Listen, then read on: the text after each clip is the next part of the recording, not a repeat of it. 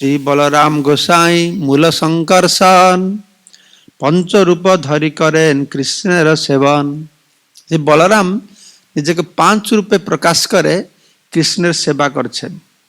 আপনে করেন কৃষ্ণ লীলার সহায়, সৃষ্টি লীলা কার্য করে ধরি চারিকায়। বলরাম 4 রূপে প্রকাশ হন, শঙ্কর্ষণ, মহাবিষ্ণু, গর্ধস্বামী, ক্ষীরোদাক্ষ বিষ্ণু। এইভাবে তিনি সৃষ্টি লীলা করে থাকেন। সৃষ্টাদিক সেবা তার আজ্ঞার পালন, শেষ রূপে করে কৃষ্ণের বিবিধ সেবন।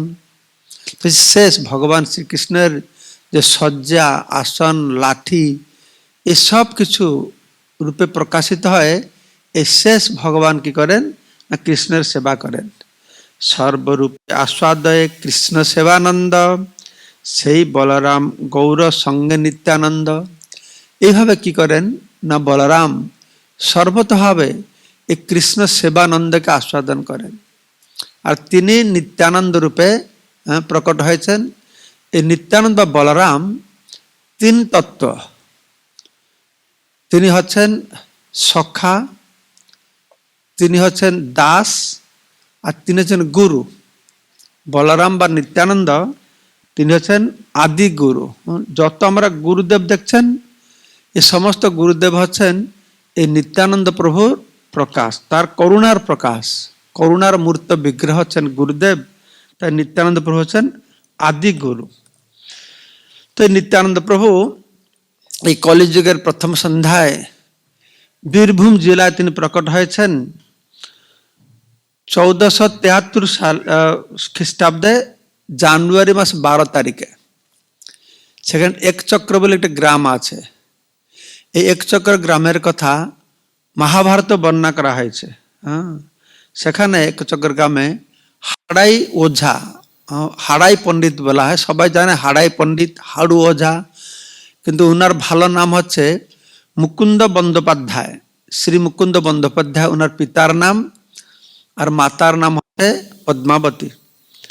তো মাতা পদ্মাবতী, তার পিতামহের নাম ছিল সুন্দরামল্ল নকড়ি বাদুড়ি, তার নাম ছিল। তো তারা সেই একচক্র গ্রামে বাস করতেন। এখন সেই গ্রামের নাম হচ্ছে বীরচন্দ্রপুর। তো তারা 7 ভাই ছিল, 7 ভাই ছিলেন। তো এই মুকুন্দ বন্দ্যোপাধ্যায়ের সঙ্গে মাতা পদ্মাবতীর বিবাহ সম্পর্কে বর্ণনা করা হয়েছে যে সেখানে একটা ময়ূরেশ্বর শিবের মন্দির আছে। তো সেখানকার একজন রাজা ছিলেন, সে রাজার নাম ছিল রাজা মুকুট নারায়ণ রায়। মুকুট নারায়ণ রায়। তো উনার কন্যা ছিল পদ্মাবতী। তো পদ্মাবতী আস্তে আস্তে বড় হচ্ছে, মার খুব চিন্তা কন্যাকে কে বিবাহ দেওয়ার ব্যবস্থা করতে হবে। কিন্তু রাজা মুকুট নারায়ণ ততটা আগ্রহী ছিল না বা চিন্তা করছিল না। তো মা সবসময় বলছে, আরে কন্যাকে বিবাহ দাও, কন্যা বড় হয়ে যাচ্ছে। তো সবসময় বলতে বলতে একদিন রাজা রেগে গেছেন, বলছে ঠিক আছে, তোমার মেয়ের জন্য অত চিন্তা, কালকে সকালে আমি যাকে দেখবো প্রথম তার হাতে কন্যাকে দেব। তো মা আরো চিন্তায় পড়ে গেছে যে কালকে সকালে কাকে যে দেখবে, যাকে প্রথম দেখে তাকে মেয়ে দেবে, এটা আমাকে কন্যা দান করবে। তো তারপর দিন সকালে যখন রাজা মুকুট নারায়ণ ঘুম থেকে উঠেছেন, হঠাৎ জানলা দিয়ে দেখছেন একজন ব্রাহ্মণ, খুব সুন্দর ব্রাহ্মণ, তো বাগান থেকে ফুল তুলছিলেন। তো তিনি ছিলেন এই মুকুন্দ বন্দ্যোপাধ্যায় বা হাড়াই ওঝা। তো হাড়াই ওঝাকে পদ্মাবতীকে দান করেছেন, তার সঙ্গে একটা পুকুরও দান করেছেন। এখন সে পুকুরটা আছে, তাকে বলে পদ্মপুকুর। আপনারা কারা কারা নিতাই ধামে গিয়েছেন? একচক্রতে অনেক গিয়েছেন। পদ্মপুকুর দেখেছেন? পদ্ম জল খেয়েছেন? না, এইবার গেলে জলটা খাবেন। আমি যখন যে আমার পেট প্রচন্ড খারাপ থাকলেও একবার জল খেলে সঙ্গে সঙ্গে উপকার বুঝতে পারবেন। সে জল অত সুন্দর। সেখানে নিত্যানন্দ প্রভু গিয়ে বহু লীলাবিলাস করেছেন। এই 18 তারিখে একটা প্রথম একচক্র পরিক্রমা করা হচ্ছে। পরের বার আপনারা যাবেন কখন? নিত্যানন্দ প্রভুর সেই পূর্ণ লীলা স্থান, কত সুন্দর সুন্দর স্থান, সে এখনো রয়েছে। তো সেখানে তো হড়াই পণ্ডিত, তার 7 পুত্র ছিল। নিত্যানন্দ প্রভু সব থেকে জ্যেষ্ঠ পুত্র ছিলেন। নিত্যানন্দ, কৃষ্ণানন্দ, সর্বানন্দ, ব্রহ্মানন্দ, পূর্ণানন্দ, প্রেমানন্দ, তারপরে বিশুদ্ধানন্দ, সব আনন্দ। কয়টা পুত্র ছিল? মাত্র 7টা পুত্র ছিল। আর এখন তো একটা ছেলে হলে কোপে কাত, আরো হবে না রে বাবা। আগের সময়ে যদি 8-10টা বাচ্চা না হয় তাহলে তো গৃহস্থ পরিবারের মতো লাগবে না। আমার বাড়িতে আমরা 4 বোন 4 ভাই ছিলাম। অনেকগুলো গাদাগাদি বাচ্চা কাচ্চা থাকবে, ঝগড়াঝাটি করবে, লাফালাফি করবে, তবে না সংসার হবে। আর এখন তো মরুভূমির সংসার। একটা শিশু, একটা বাচ্চা হলে মানে আমার অনেক হয়ে গেছে, হাঁপিয়ে পড়ে তাতে। এতে কি হচ্ছে, আস্তে আস্তে মুসলমানরা বলছে আমাদেরকে, হিন্দুদেরকে মুসলমান করতে হবে না, আমাদের মুসলমান ধর্ম প্রচার করতে হবে না, আমরা এইরকম সন্তান হচ্ছে আল্লাহ মেহরবানি। তারা বলে আমাদের হিন্দুরা ঘাবড়ে যায়, অত বাচ্চা কে পুষবে? তোমার বাবারা বাবা কত বাচ্চা পুষছিল, কি কত বাচ্চা পুষছিল কি করে? এবার একটা দুটো বাচ্চা হয়ে গেলে পয়সা নেই, পয়সা অনেক আছে, ব্যাংক ভাড়া, কিন্তু বাঁচা পারবে না। তো তারা বলছে এমনি হিন্দুরা নিশ্চিহ্ন হয়ে যাবে, এমনি হিন্দুরা নিশ্চিহ্ন হয়ে যাবে, মুসলমান সংখ্যা বেড়ে যাবে, তাদের ভোট বেড়ে যাবে, বাস হিন্দু। আর সবসময় তো মোদি থাকবে না, তারা বলছে মোদি যাক না, আমরা দেখবো তোমাদেরকে। তো সেই জন্য যত ফ্যামিলি প্ল্যানিং করে, হ্যাঁ, এগুলো সব হিন্দুরাই বেশি করে, খ্রিস্টানরাও করে। তাই ফ্রান্সে, জার্মানে খ্রিস্টানদের অবস্থাও খারাপ। তারা বলছে না, এটা ধর্ম। অনেক তো গর্ভ নষ্ট করছে, আর অনেক গর্ভ ধারণই করে না। কেউ বুঝে না যে সংসার ধর্মের মূল লক্ষ্য হচ্ছে কৃষ্ণ চৈতন্যময় সন্তান সন্ততি উৎপন্ন করা। আমাদের ভক্তিবিনোদ ঠাকুর 5টা না 7টা ছেলে ওনার ছিলেন। এখানে হরাই পণ্ডিত দেখছেন 7 পুত্র ওনার ছিলেন। তো নিত্যানন্দ ছিল সব থেকে বড়। তো নিত্যানন্দ ছোটবেলা থেকে খুব বিদ্বান আর পণ্ডিত ছিলেন, খুব বিদ্বান পণ্ডিত ছিলেন, অনেক ভালো পড়াশোনা করতেন। অত ভালো পড়াশোনা করতেন, উনি ছোটবেলায় ওনাকে একটা উপাধি দেওয়া ছিল ন্যায় চূড়ামণি। কারণ 12 বর্ষ পর্যন্ত তিনি বাড়িতে ছিলেন, 12 বর্ষ বয়সে তিনি চলে গেছেন। তাই বলা হচ্ছে উদ্ধারণ কহেয় ব্রাহ্মণ উত্তম, রাঢ়ি শ্রেণী সর্বশাস্ত্রে অতি উচ্চতম, ন্যায় চূড়ামণি ইহান শাস্ত্রের আখ্যাতি, নিত্যানন্দ রাম প্রেমানন্দ পুরে স্থিতি। তো এইভাবে নিত্যানন্দ প্রভু তার বাল্যলীলা, পৌগণ্ড লীলা একচক্রের গ্রামে করেছেন। তার বাল্যলীলা কিরকম ছিল, তার কি খেলাধুলা ছিল? তারা বাস্কেটবল, ফুটবল, হাডুডু, কবাডি এই খেলা ছিল না। তার খেলা কি ছিল না, বাচ্চাদেরকে নিয়ে তিনি নাটক করতেন। কৃষ্ণলীলা, রামলীলা, সে যাবে, বাচ্চাদেরকে নিয়ে যাবে, একজন ব্রহ্মা হবে, একজন ধরিত্রী হবে, ধরিত্রী ব্রহ্মার কাছে প্রার্থনা করবে, ক্ষীরসাগরে যাবে একটা পুকুর পাড়ে, ব্রহ্মা তপস্যা করবে, তখন একটা ছেলে পুকুর ভিতরে থেকে সে উচ্চস্বর বলবে যে ব্রহ্মা সমস্ত দেবতাদেরকে বলো তারা অংশে গিয়ে যদুবংশে জন্ম লাভ করবে, তারপরে পুতনা বধ করবে, শকটাসুর বধ করবে, তারপরে গিরি গোবর্ধন, তারপরে কি এই যে কালীয় দমন, এখন সেসব স্থান রয়েছে, যে পুকুরে কালীয় দমন লীলা করেছিলেন সেসব স্থান রয়েছে। তারপর বসুদেবের মধ্যরাত্রিতে বসুদেব দেবকের বিবাহ করাবে। লোকেরা বুঝতে পারতেন কি ব্যাপার, এরা কি ছোট ছোট ছেলে, এগুলো জানলো কি করে। রামলীলাও সেরকম করবে। এবার রামলীলা করছেন, রামলীলায় নিত্যানন্দপুর লক্ষ্মণের রোল করেছেন। তো নিত্যানন্দপুর কে? তিনি তো নিজের লক্ষ্মণ না, আসলে রামলীলায় তিনি লক্ষ্মণ ছিলেন, রামচন্দ্রের ছোট ভাই। কিন্তু লক্ষ্মণের সবসময় ইচ্ছা হতো যে আমি রামের সেবা করব, রামকে সুখ দেব। কিন্তু রামচন্দ্র তো মর্যাদা পুরুষোত্তম, কৃষ্ণ লীলা পুরুষোত্তম, গৌরাঙ্গ মহাপুর প্রেম পুরুষোত্তম। তো মর্যাদা পুরুষোত্তম রামচন্দ্র এসেছেন ধর্মকে স্থাপন করবে। সেই জন্য দেখবেন রামচন্দ্র সব সময় তিনি বিভিন্ন ধর্ম স্থাপন করেছেন। রামচন্দ্র সিধা দাঁড়ান, সিধা তাকান, সিধা কথা বললেন। আর সেই রামচন্দ্র কৃষ্ণচন্দ্র রূপে আসে, কিরকম দাঁড়ায়? সিধা দাঁড়ায়, তার দাঁড়ানো বাঁকা, তার দেখানো বাঁকা, কথা বলাও বাঁকা, সব বাঁকা। কিন্তু রামচন্দ্র সব নিয়ম নিষ্ঠা। লক্ষ্মণ চাইছে রামচন্দ্র সুখে থাকুক, রামচন্দ্র বলছে না, পিতৃসত্য পালন করতে আমি জঙ্গলে যাবো। লক্ষ্মণ না, কেন তুমি জঙ্গলে যাবে? কিন্তু বড় ভাই তো বলতে পারবে না, মর্যাদা লঙ্ঘন হয়ে যাবে। তো লক্ষ্মণ চিন্তা করেছে, এই বিধাতা আমাকে ছোট ভাই করে কেন জন্ম দিল? আমি যদি বড় ভাই হয়ে জন্ম লাভ করতাম তাহলে শাসন করতাম। সে যা মন ইচ্ছা করবে না। তাই পরের বার লক্ষ্মণ বড় ভাই হলো বলরাম, আর রামচন্দ্র ছোট ভাই কৃষ্ণ হয়ে আসলো। তো এইবারও সেই বলরাম নিত্যানন্দ রূপে এসেছেন, আর কৃষ্ণ এসেছেন কিসের রূপে? গৌরাঙ্গ রূপে।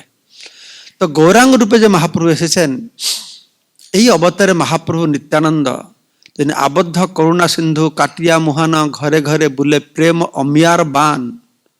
বান মানে কি? বন মানে বন্যা। কিসের বন্যা? প্রেম অমিয়ার বান। প্রেম অমৃতের বন্যা নিয়ে এসেছেন গোলক বৃন্দাবন থেকে। সব থেকে করুণা, করুণায় অবতীর্ণ কলো। মহাপুরুষ হচ্ছেন করুণা।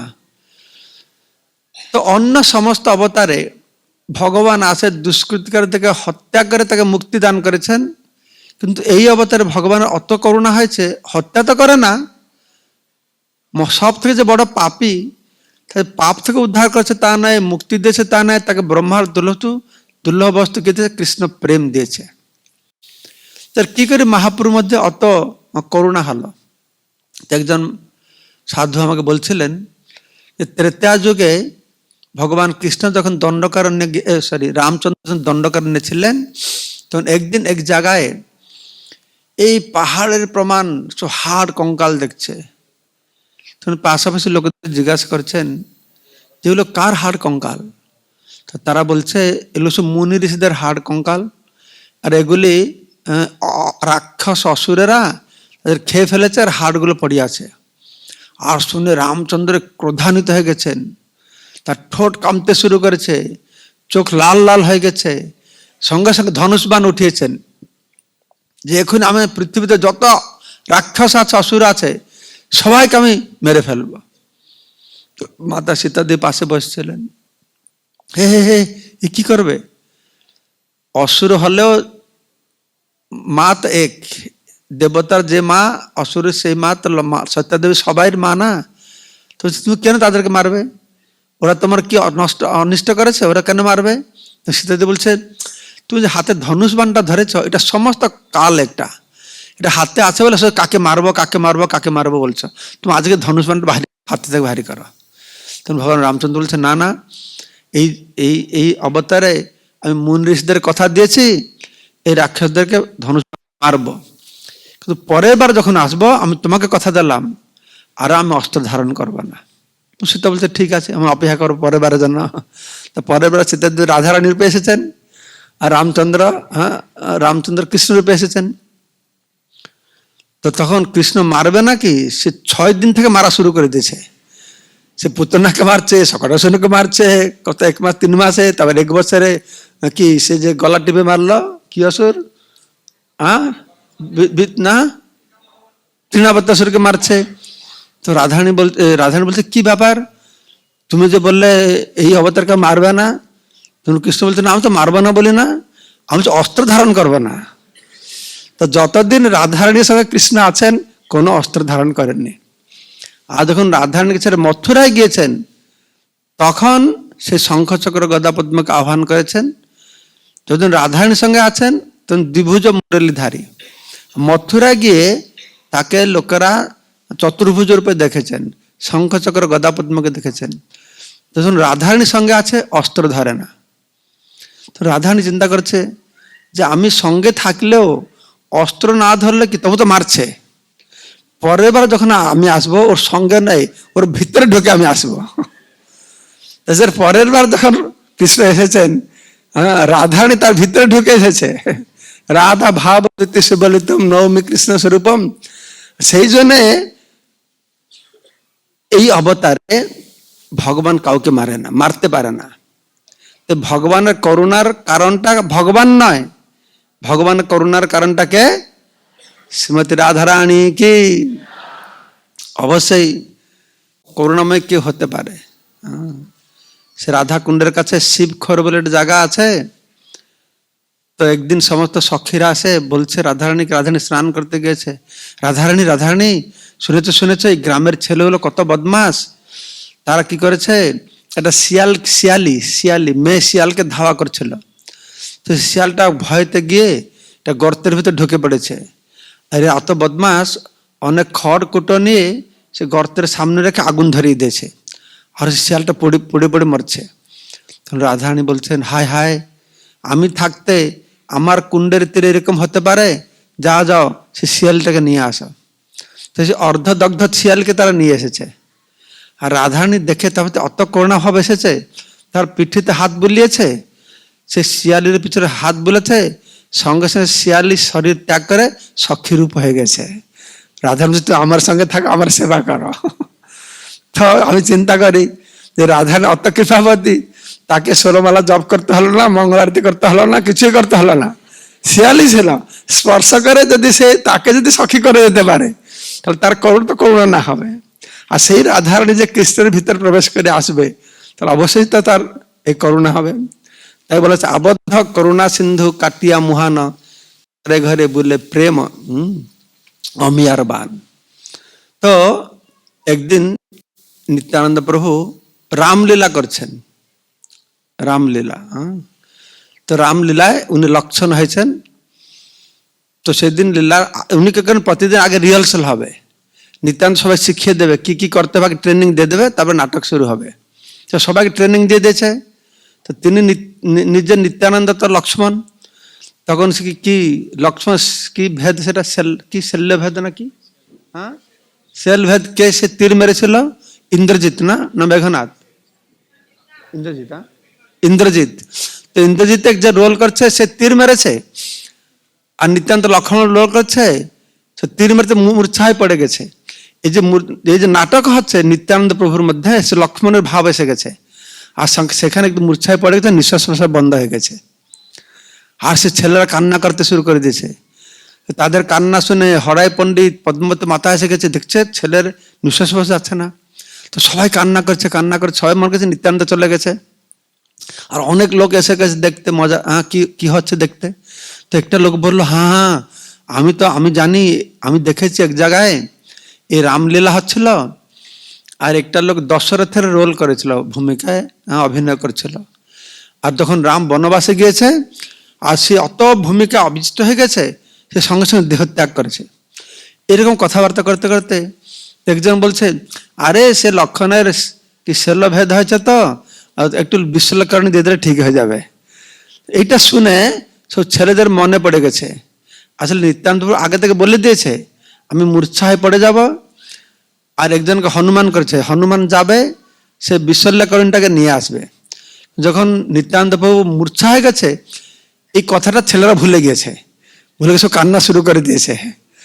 তখন এই লোকটা বললো, তখন হনুমান রেডি হয়েছিল, তখন হনুমান দৌড়ে দৌড়ে গেল। তো লোকেরা পিছনে পড়ে যাচ্ছে, কি করছে দেখতে। তো আগে থেকে রেডি হয়েছে, একটা ছেলে আগে থেকে গিয়ে সে একটা গাছের বলে তপস্যা হয়ে বসে আছে, অসুরে সে তপস্যা হয়ে বসে আছে। তো হনুমান যখন সেখানে গেল, সে তপস্বী তাকে নিমন্ত্রণ করলো, যা ফলাহার করবে, এই পুকুরে স্নান করে আসো। আর পুকুরে ঢুকেছে, হনুমান যে ছেলেটা হয়েছিল, সে আগে থেকে একটা ছেলে পুকুরের ভিতরে ঢুকে বসে আছে, কুমির হয়ে বসে আছে। অত দেরি হচ্ছে তো বুঝতে পারছে না এখানে কি হচ্ছে। হনুমান সে তাকে একটা পা ধরে টানছে, তারপরে তাকে মেরে, অসুরকে মেরে আবার সেখানে বিশ্বলক্ষণ নিয়ে এসেছে। আর যখন নিত্যানন্দপুর মুখে সঙ্গিয়েছে, আবার সে জেগে উঠছেন। আর সবাই পদ্ম সব খুশি হয়ে খুব আনন্দে আলিঙ্গন করেছে। তো এরকম নিত্যানন্দ প্রভু বাল্যলীলা করলেন, প্রগণ্ড লীলা করলেন, খুব পড়াশোনা করেছেন, খুব বিজ্ঞ পাণ্ডিত্য। সারা গ্রামের লোক মানে সব সময় নিতাইকে নিয়ে থাকতেন, কোনো সময় ছেলেরা তো ছেড়ে যেতেন না।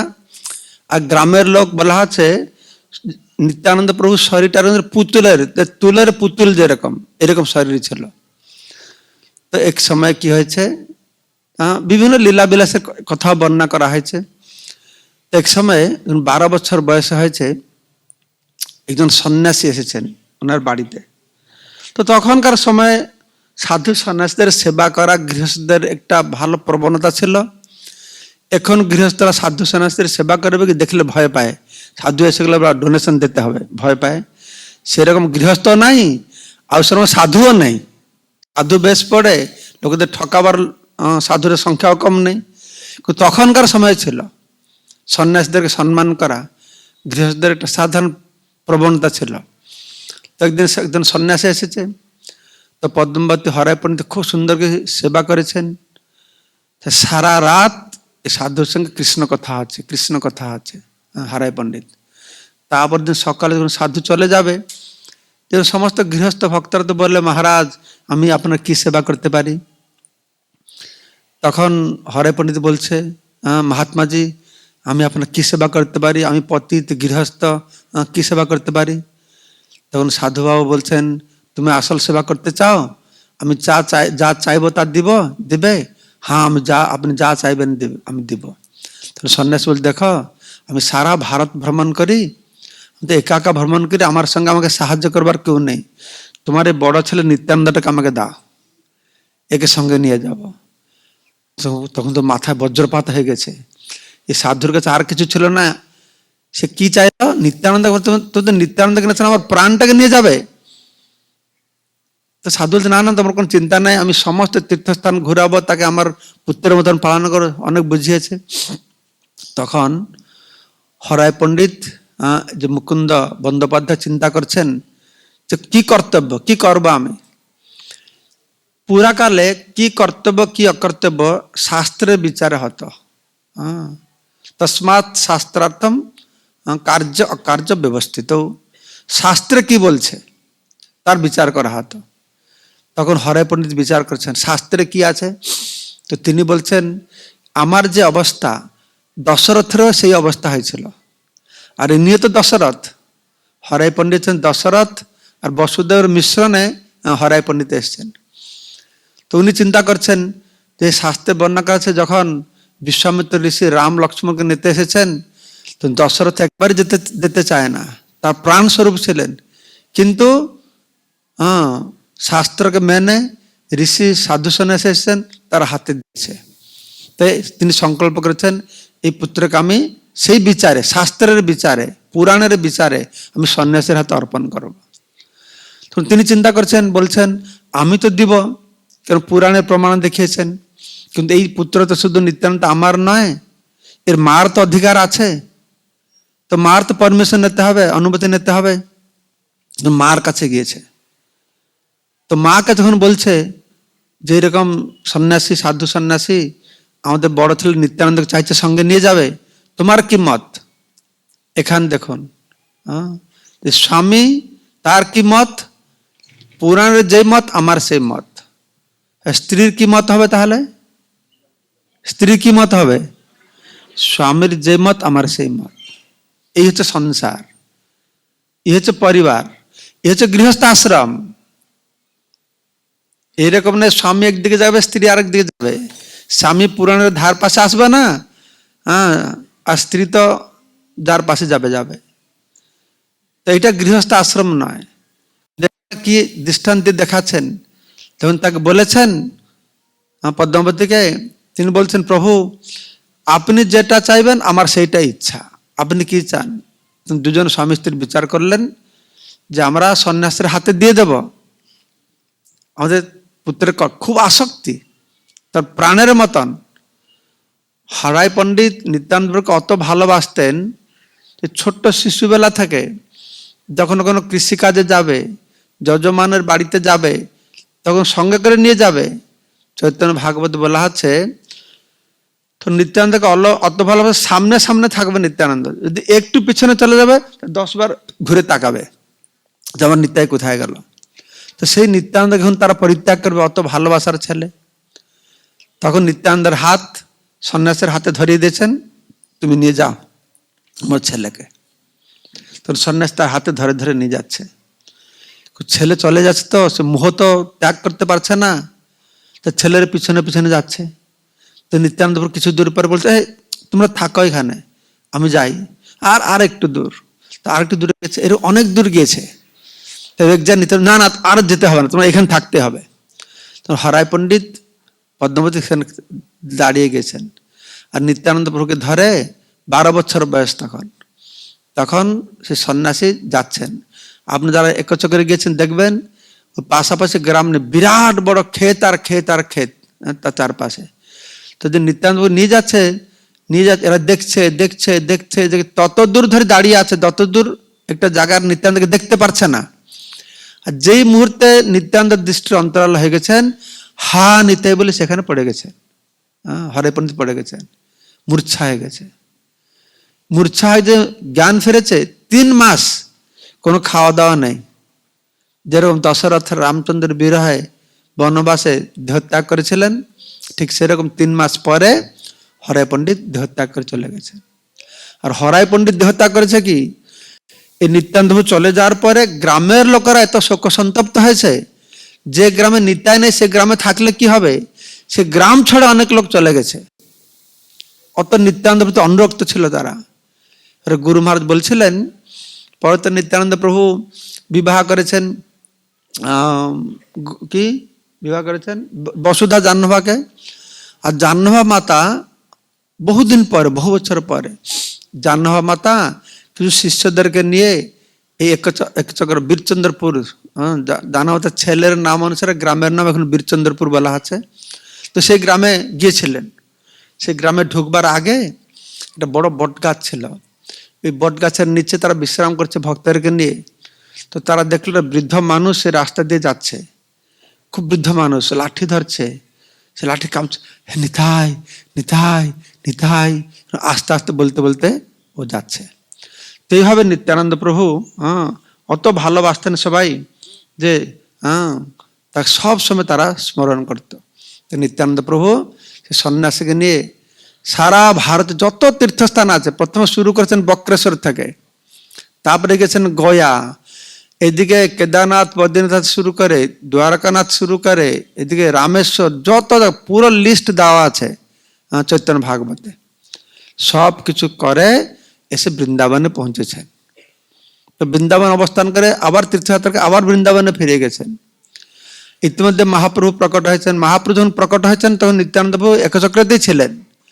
আর যেদিন মহাপ্রভু প্রকট হয়েছে, নিত্যানন্দ প্রভু জোরে হুঙ্কার করছেন, তো সবাই ভয় পেয়ে গেছে, অত জোরে আওয়াজ করছেন যে কিছু অশুভ হলো নাকি। কেউ বলছে হয়তো মৌড়েশ্বর শিব ভগবান অসন্তুষ্ট জোরে চিৎকার করছে নাকি। তো নিত্যানন্দ প্রভু ঘুরে ঘুরে বৃন্দাবনে অবস্থান করছেন। আর এদিকে চৈতন্য মহাপ্রভু তিনি বাল্য অবস্থায় বিদ্যারস আস্বাদন করে গয়া গিয়েছেন, পিতৃসাদ করেছেন, বিষ্ণু পাদপদ্ম দর্শন করেছেন, ঈশ্বর পুরীপাদ কাছ থেকে দীক্ষা গ্রহণ করেছেন, ফিরে এসে কানে আটসালে সাক্ষাৎ ভগবান কৃষ্ণকে দর্শন করে। আপনারা কারা কারা কানে আটসালায় গিয়েছেন? অনেক জানি, খুব সুন্দর জায়গা, একবার অবশ্যই যাওয়া উচিত। আর সেই কানাইন আটসালার সেবা পূজা এখন ইস্কন করছে। গুরু মহারাজকে সেবায়ত নামাজ দিয়ে গেছে ছিল জয়প্রতাপ সিংহ গুরু মহারাজকে। সুন্দর রাধা কানাইলাল বিগ্রহ পাহাড়ের উপরে, ঠিক গঙ্গা তীরে, একদিকে গঙ্গা, বিস্তীর্ণ গঙ্গা, আর একদিকে পাহাড়, সূর্য উদয় সূর্য অস্ত, পাশের সব গ্রাম আছে, তার নাম হচ্ছে মথুরা, বৃন্দাবন, পাশাপাশি গ্রামের নাম। তো সেখান থেকে ফিরে এসে মহাপুরুষ সংকীর্তন আন্দোলন যখন শুরু করেছেন, তখন নিত্যানন্দ প্রভু সে পর্যন্ত অপেক্ষা করেছেন, মহাপ্রভু সংকীর্তন আন্দোলন শুরু করবে, আমি কি যোগদান করব। একদিন মহাপ্রভু, গৌরাঙ্গ মহাপ্রভু ভক্তদেরকে বলছেন, আমার মনে হয় আর 3-4 দিনের মধ্যে একজন মহাপুরুষ এই নবদ্বীপে আসবেন বলেছেন। তো 2-3 দিন পরে মহাপ্রভুকে সমস্ত বৈষ্ণবরা সকাল সকাল দর্শন করতে যেতেন। দর্শন করতে গিয়েছে, তো গৌরাঙ্গ মহাপ্রভু বলছেন, কালকে রাত্রে একটা স্বপ্ন দেখলাম, খুব ভালো স্বপ্ন দেখলাম। ওই স্বপ্নে দেখলাম একটা বিরাট তালধ্বজ রথ, তার উপরে বিরাট কায় একটা মানুষ বসে আছে।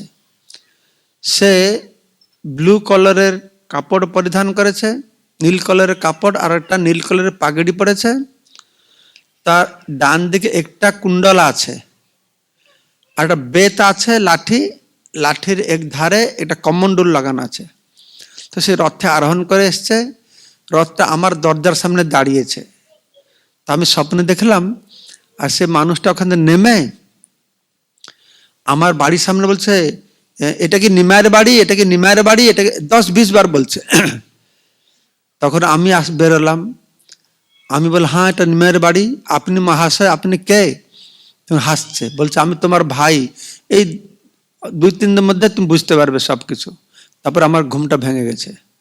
তখন মহাপ্রভু বললো তুমি যাও, সেই মহাপুরুষ অবশ্যই এই নবদ্বীপে কোথায় এসেছেন, তোমার তার খুঁজে নিয়ে আসো। তখন হরিদাস ঠাকুর শ্রীবাস সব খুঁজতে গিয়েছে, হ্যাঁ, নিত্যানন্দ প্রভুকে সারা দিন খুঁজে খুঁজে খুঁজে খুঁজে ফিরে এসছে, বলছে মহাপ্রভু আমরা সর্বত্র খুঁজলাম, যত বাড়ি ব্রাহ্মণ বাড়ি সবার বাড়িতে আমরা গেলাম, কোথায় সে তো সেই রকম মহাপুরুষকে পেলাম না।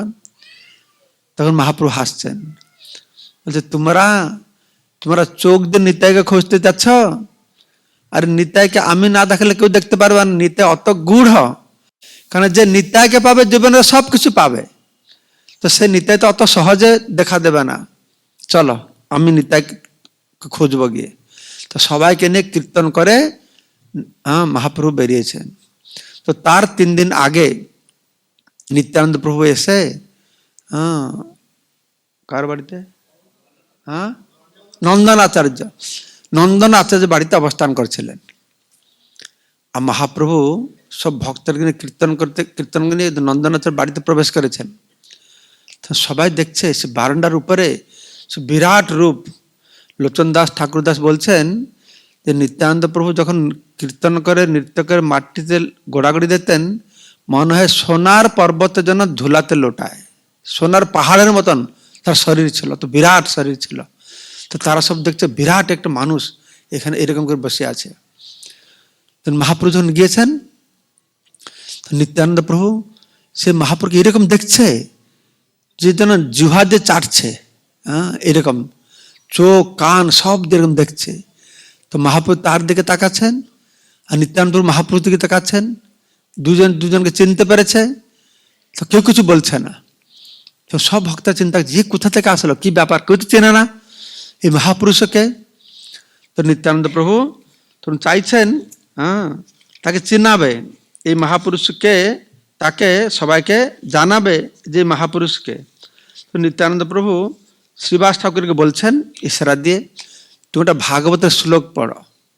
তো শ্রীবাস ঠাকুর একটা শ্লোক পড়েছিলেন, সেই শ্লোকটি হচ্ছে বরাহ পীড়ং নটবর বপু কর্ণয় কর্ণিকা করম বিভ্রত বাস কনক কপিসং বৈজয়ন্তী চ মালম রন্ধান বেণুর অধর সুধয়া পুরয়ন গোপ বৃন্দাই বৃন্দারণ্যম সপদরমণম প্রবিশত গীত কীর্তি।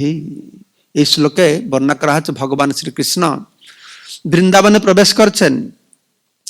সেই নটবর বপু, বলা হচ্ছে বরাহ পীড়ং নটবর বপু, নটবর বপু কৃষ্ণ মস্তকে ময়ূর পিচ্ছ ধারণ করেছেন। কর্ণিকা কর্ণয় কর্ণিকারম, কর্ণ দুটো যুগলকের কর্ণিকা ধারণ করেছেন। তারপরে নীল স্বর্ণ পীতবসন ধারণ করেছেন। গলা দেশে তিনি পঞ্চবর্ণ পুষ্প বৈজন্তী মালা ধারণ করেছেন। আর বেণুর ছিদ্র দিয়ে তিনি কি করেছেন, ছিদ্রকে ধ্বনিত করে পরিপূর্ণ করে সে চরণের দ্বারা ব্রজভূমিকে মহিমান্বিত করে তিনি বৃন্দাবনে প্রবেশ করলেন। আর যখন এই শ্লোক শ্রীবাস ঠাকুর বলেছেন, আর নিত্যানন্দ শুনে আবিষ্ট হয়ে সে লাফ দিয়ে উঠেছে। শুনি মাত্র নিত্যানন্দ শ্লোক উচ্চারণ পড়িলা মূর্ছিত হইয়া নাহিক চেতন। তো সঙ্গে সঙ্গে সে মূর্ছা হয়ে পড়ে গেছেন। আনন্দে মূর্ছিতা হইলা নিত্যানন্দ রায়, পড় পড় শ্রীবাস রে গৌরাঙ্গ শিখায়। মহাপুরুষ শ্রীবাস ঠাকুর বলছেন আরো পড়ো আরো পড়ো। শ্লোক শুনে কতক্ষণে হইলা চেতন, তবে প্রভু লাগিলেন করিতে ক্রন্দন। পুনঃ পুনঃ শ্লোক শুনি বাড় হয় উন্মাদ, ব্রহ্মাণ্ড ভেদয় হেন শুনি সিংহনাদ। তো মহাপ্রভু নিত্যানন্দ প্রভু উঠে খুব জোরে নৃত্য করতে শুরু করেছেন। তো অত জোরে নৃত্য করছেন যে কেউ 10-15 জন লোক তাকে আর ধরে রাখতে পারছে না। প্রভু বলে জিজ্ঞাসা করি, তখন কি হয়েছে না, কেউ যখন ধরতে পারে না, মহাপ্রভু স্বয়ং গিয়ে তাকে আলিঙ্গন করছেন। মহাপ্রভু ধরেছেন, নিস্তব্ধ নিশ্চল হয়ে গেছেন। তো মহাপ্রভু তাকে কোলে ধরে বসে আছেন। তো সবাই বলছে মনে হচ্ছে দেখে যেন লক্ষ্মণ, যেরকম লক্ষ্মণকে রাম কোলে ধরে বসেছিলেন, এই শল্যভেদের সময় সেরকম মনে হচ্ছে দেখতে লাগে। কেউ বলছে তো অতি আশ্চর্য। কি আশ্চর্য? আমরা সব সময় দেখেছি অনন্ত শেষ বিষ্ণুকে কোলে ধরে রাখেন, কিন্তু এখানে আজকে কি দেখছি না বিষ্ণু অনন্ত শেষকে কোলে ধরে রেখেছেন। তো এইভাবে অনেক সময় নৃত্য কীর্তন, বহুক্ষণ ধরে নৃত্য কীর্তন হয়েছে। তারপরে সব ঠান্ডা হয়ে গেছে, মহাপ্রভু জিজ্ঞাসা করছেন, প্রভু বলে জিজ্ঞাসা করিতে করি ভয়, কোন দিকে হইতে শুভ করিলে বিজয়। আমাকে জিজ্ঞাসা করতে ভয় লাগে, আপনি কোন দিকে থেকে এসেছেন? তখন বলছে শ্রীপাদ আপনি কোথা থেকে এসেছেন, কি ব্যাপার? তো নিত্যানন্দ প্রভু বলছেন, আমি বহু তীর্থস্থান ঘুরলাম আর অনেক কৃষ্ণ মন্দিরে দর্শন করতে গেলাম, আর যেখানে গেলাম মন্দির আছে কিন্তু কৃষ্ণ নেই। জিজ্ঞাসা করলাম কৃষ্ণ কোথায় গেল? পাশের ভদ্রলোকরা বলল কৃষ্ণ নদিয়াতে গিয়েছে, সে মহা নাম সংকীর্তন হচ্ছে। নিত্যানন্দ বলে তীর্থ করিল অনেক, দেখিল কৃষ্ণের স্থান যতেক যতেক। স্থান মাত্র দেখি কৃষ্ণ দেখিতে না পাই, জিজ্ঞাসা করিল তবে ভাল লোক ঠাই। আমি ভালো লোকদের কাছে জিজ্ঞাসা করলাম, সিংহাসন সব কেনে দেখি আচ্ছাদিত, কহ ভাই সব কৃষ্ণ গেলা কোন ভিতর। যে কৃষ্ণ কোন দিয়ে গিয়েছে? তারা বলে কৃষ্ণ গিয়াছেন গৌড় দেশে, গিয়া করি গিয়াছেন কথক, গয়া করি গিয়েছেন কথক দিবসে। গয়া যাত্রা করে কিছুদিন আগে তিনি গৌড় দেশে গিয়েছেন। নদিয়ায় শুনি বড় হরি সংকীর্তন, কেহ বলে তথায় জন্মিল নারায়ণ। পতিতের ত্রাণ বড় শুনি নদিয়ায়, শুনিয়া আইলু মুই পাতকি এথায়। আমি তো বহুত পাতকি, তো নদিয়ায় এরকম নাম সংকীর্তন হচ্ছে, সেজন্য আমি এখানে এসেছি। আমি বড় পতিত। তো মহাপ্রভু তার মহিমা গান, তুমি অত মহান মহাপুরুষ, নদিয়াবাসী উদ্ধার পাবে, এরকম অনেক কথাবার্তা করে। তারপরে তারা বললো ঠিক আছে চলো আমরা, বলতে তোমার এখানে থাকো, নবদ্বীপে থাকো। কোথায় থাকবে? না শ্রীবাসের ঘরে থাকবে। সব মহাপ্রভু নিত্যানন্দ প্রভুকে নিয়ে শ্রীবাস ঠাকুর ঘরে সব কীর্তন করতে করতে শ্রীবাস ঠাকুর ঘরে এসেছেন। শ্রীবাস ঠাকুর ঘরে এসে নিত্যানন্দ গৌরাঙ্গ মহাপ্রভু কি করেছেন, তার ঠাকুর ঘরে ঢুকে গেছেন। ঠাকুর ঘরে ঢুকে দরজা বন্ধ করে দিয়েছেন, আর কোনো ভিতরে ঢুকতে দেয় না। তখন মহাপ্রভু বলছেন, অবধূত আপনার সুখের জন্য আমি আমার আর একটি রূপ তোমাকে দেখাবো। এই বলতে বলতে তখন নিত্যানন্দ প্রভু দেখছেন যে গৌরাঙ্গ মহাপ্রভু তিনি কি করছেন না ষড়ভুজ রূপ হয়ে গেছেন। দুই হস্তে মুরলী ধারণ করেছেন, আর দুটো হস্তে শঙ্খ চক্র গদা পদ্ম চার হস্তে ধারণ করেছেন। এই কথা দেখে নিত্যানন্দ সঙ্গে সঙ্গে সেখানে মূর্ছা হয়ে গেছেন। তবু উঠে স্তব স্তুতি করছেন, মহাপ্রভু হাত দিয়ে তার চেতন ফিরিয়েছেন। আর তারপর নিত্যানন্দ প্রভু দেখছেন তার নিচের হাত দুটো অন্তর্ধান হয়ে গেল, মাঝের হাত দুটো অন্তর্ধান হয়ে গেল, উপরের সে হাত দুটো আছে বাঁশি ধরেছেন। তো নিত্যানন্দ জ্ঞান এসেছে, বলছেন যে তুমি যে বাঁশি ধরেছ তুমি তো কৃষ্ণ, কিন্তু কৃষ্ণ তো দেখতে ব্লু কালার, তো তোমাকে দেখতে পিত্তবর্ণ কেন? তোর মহাপ্রভু হাসছেন, তুমি আমার সঙ্গে থাকলে সব জানতে পারবো, আমার সেই নীল বর্ণ কেন হলুদ হয়ে গেছে সব তুমি জানতে পারবে। তো এই কথা যারা ভিতরে কথা বলছে আস্তে আস্তে বাইরে শুনতে পারছে।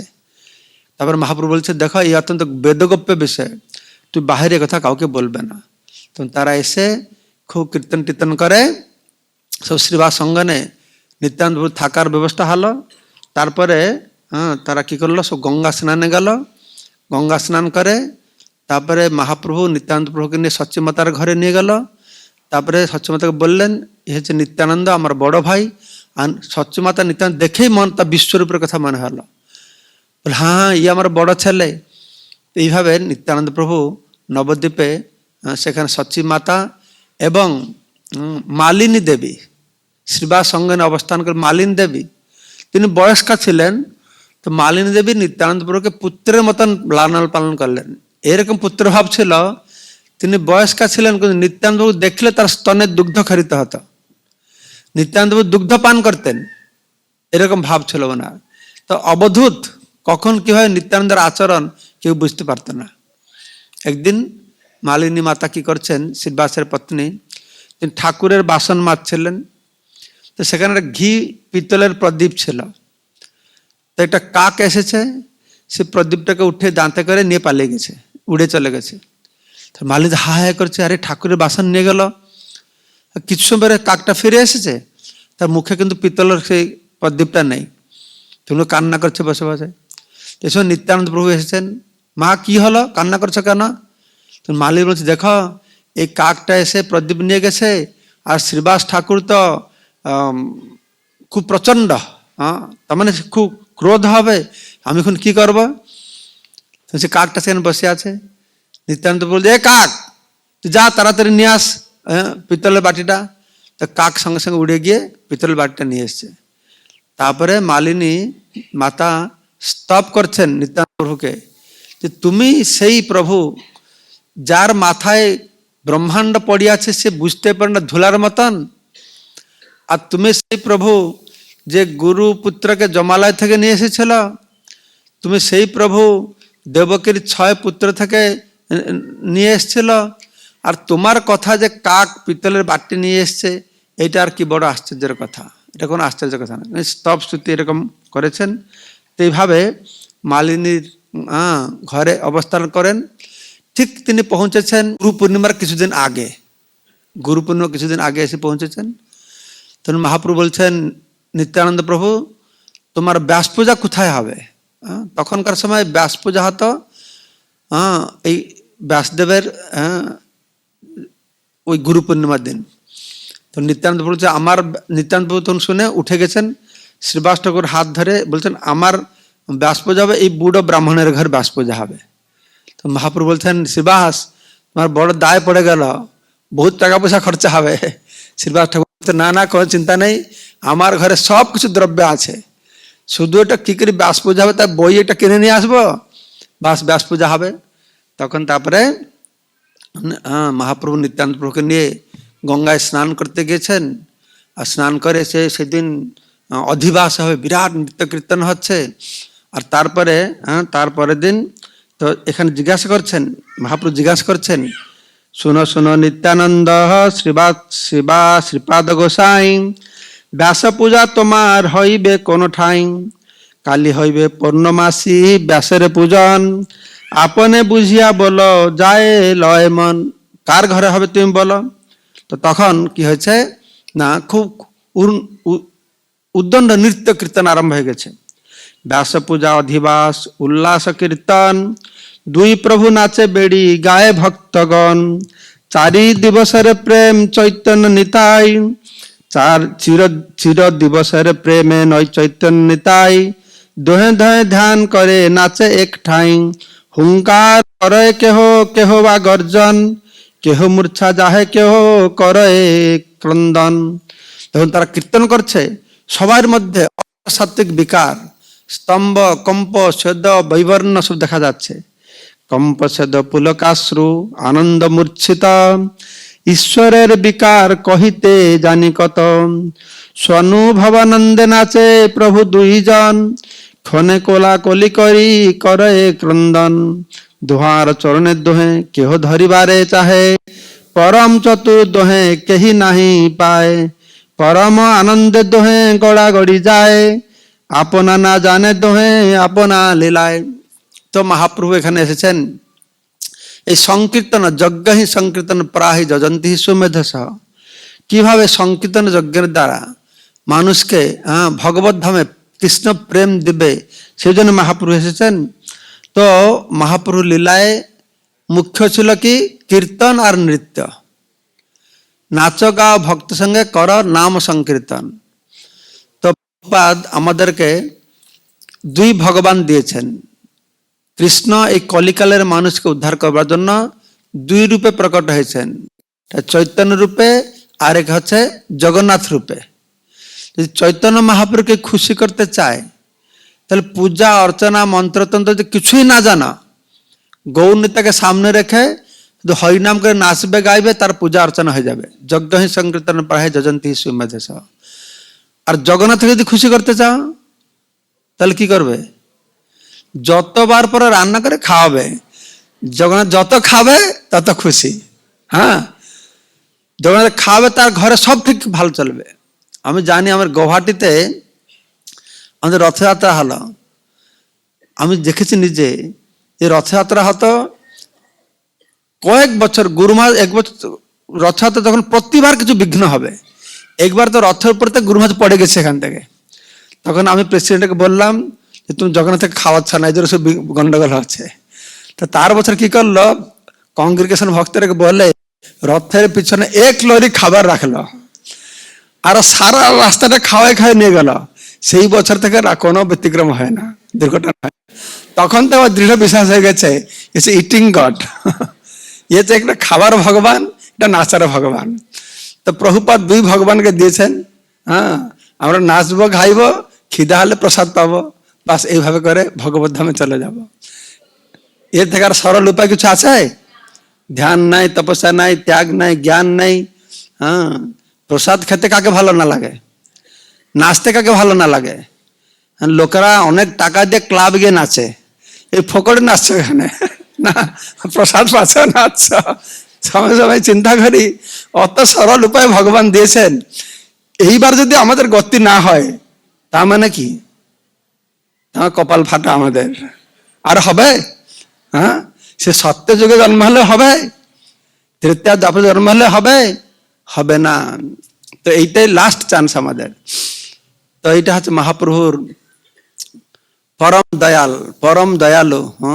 নিত্যানন্দ প্রভু, অক্রোধ পরমানন্দ নিত্যানন্দ রায়, তারপরে